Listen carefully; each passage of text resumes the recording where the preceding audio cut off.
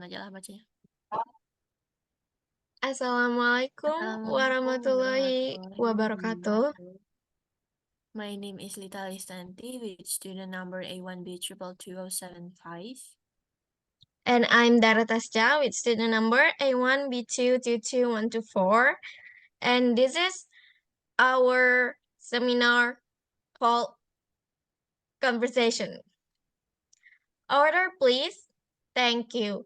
We're joined today by the head of the most esteemed psychiatrist organization, the Vice President of Indonesian College of Psychiatrists, Dr. Lita Listanti, who's also a film geek. We'll discuss the film After Sun and the portrayal of parent-child relationship in the film. I've never been more glad to be here. Thank you. Now I'll turn it over to question by Zahwa from Jambi, who's been pacing the hallway, watching and obsessing to After Sun. So she will ask you straight up. Do you think Callum putting sunscreen on Sophie has any representation, or is it doesn't have any complex meaning?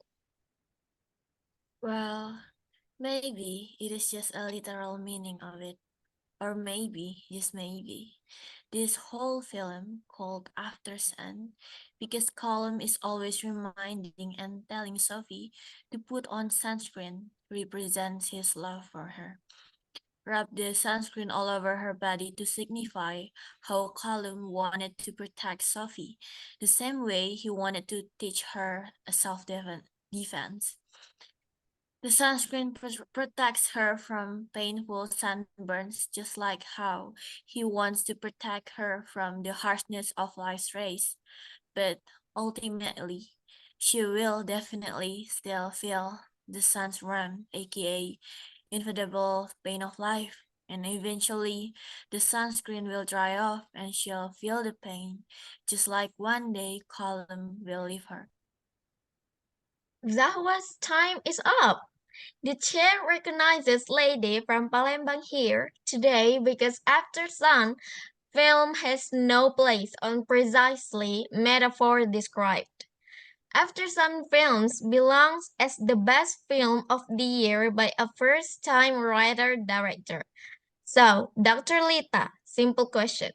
Why After Sun left a lasting impression?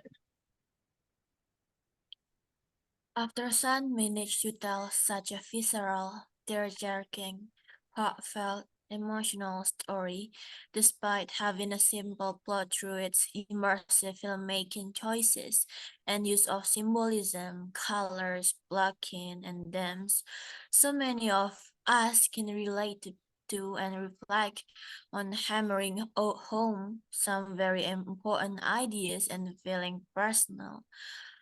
I would like to speak from the heart that the use of memory in After Sun is my very favorite part about the film. As Kazuo Ishiguro said, memory has texture to it. And that film, The After Sun, could replicate it. But actually, there's no other film that could do it the same way as After Sun did it. After Sun could captures the way that it's hard to get a clear view of someone's once they are gone.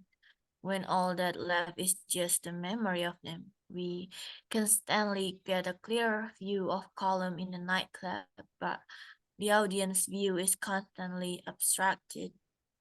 This because the director much more focused on the feelings and the things about loss and love and memory, and is unclear the heart to the cheaper.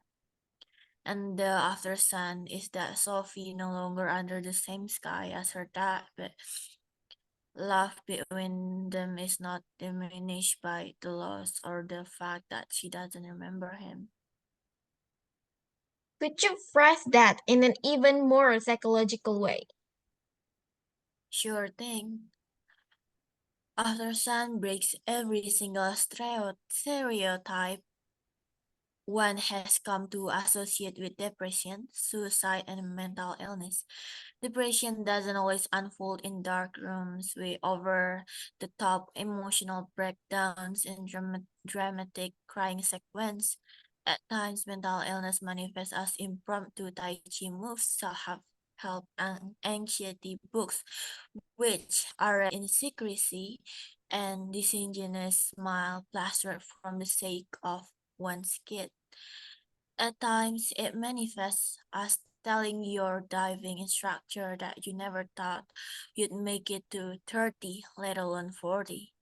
Colum had a traumatic childhood where he couldn't celebrate his 11th birthday due to his toxic family.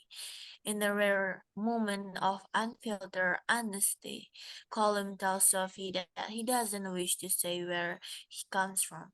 Colum is painfully aware that his mental health struggles and suicide tendencies are a result of him growing up in a toxic family. He vows to give his daughter a better future, which is perhaps why he treats his estranged wife as if his family. He also teaches Sophie self-defense should she find herself in danger in his absence. Callum makes a conscious effort to not pass on his trauma to Sophie by giving her a safe environment where all her needs are met. However, Callum soon realized intergenerational trauma is passed down unconsciously when Sophie says, "Do you ever feel like you just done a whole amazing day and you come home tired and down and it feels like your bones that don't work. They are just tired. Everything is tired. And you are just sinking." Column figure Sophie is showing signs of mental illness in a dramatic moment marked by self-loathing. Column spits on his mirror image, presumably because he feels guilty for passing his demons to his daughter. This guilt is reinforced when Colin doesn't sing at the karaoke with Sophie. Thank you. Thank you so much, Dr. Lita, for an open eyes, newest point of views. I'm so sorry that's all the time we have. This was all very useful. Dr. Lita, you're up for the last words to our lovely audiences. I had a great time today. I'm the gift everyone wanted. We're signing out. Thank you. Thank